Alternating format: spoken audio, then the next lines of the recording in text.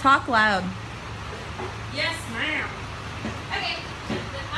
Well, so this is my board doing George Washington. It is not academically correct to have alcohol in the presence of myself, so I would have started off by taking a shot, because that's how I would do this to honor me. So pretty much, my topic is George Washington and his secret whiskey distillery. He was not only the first president, he was, ironically, in his old age, he decided to open a distillery, and that is what we were going to look at. So the irony of George Washington having a distillery was the fact that he was the first president, and during his presidency, he was president in his time. The Whiskey Rebellion was what came about. It was pretty much it was a tax. It was the first tax on a domestic product in the newly formed USA. It was on the whiskey itself. It was meant as a means of funding public debt in the Revolutionary War, and this was something that Alexander Hamilton, who was actually his Secretary of Treasury, he put it up and said, "Hey, we can do this. Let's see what we can do." And George being president, said, "Okay, let's sign off on it."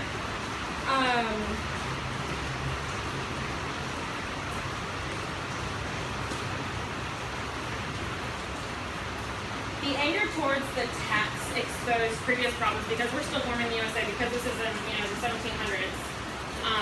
The Whiskey Rebellion was in 1791. We're still forming, still getting everything together.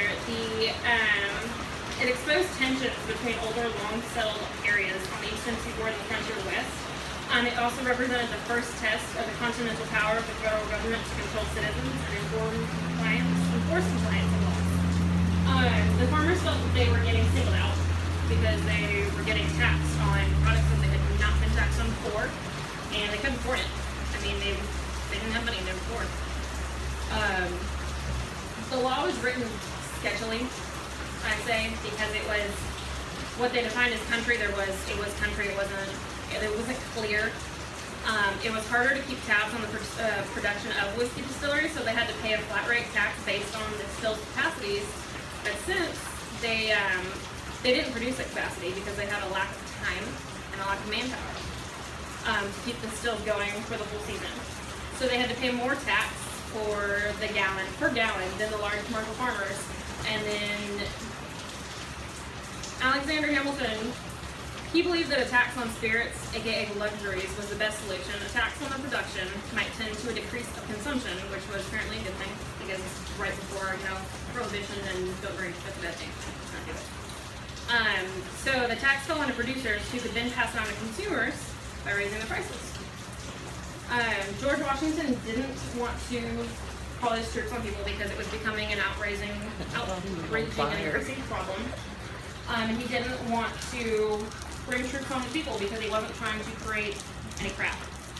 And so he issued a proclamation revoking violent and unwarrantable procedures that obstructed the operation of the laws of the United States. He was 65 when he opened his distillery. Pretty much how it happened. James Anderson was half of the duo. He was a Scottish plantation manager. He ended up becoming George's farm manager in 1796. In 1796,